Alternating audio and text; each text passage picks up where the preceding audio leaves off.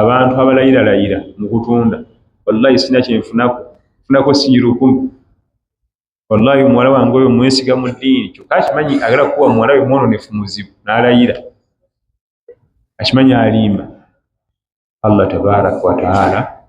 tagenda kwogera naye ku yawma alqiyama tagenda mumutunulako tagenda mumutukuza kuwona muliro ate walahum adhabun alim n'ebibonezo ebirumu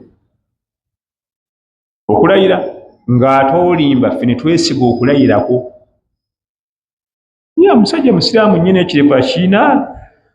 bw'omutunako bw'oti omutima gutebenkera n'agattako n'okulayira ne tutebenkera ffenna emitima kumba atufera Allah tagenda kumutunulako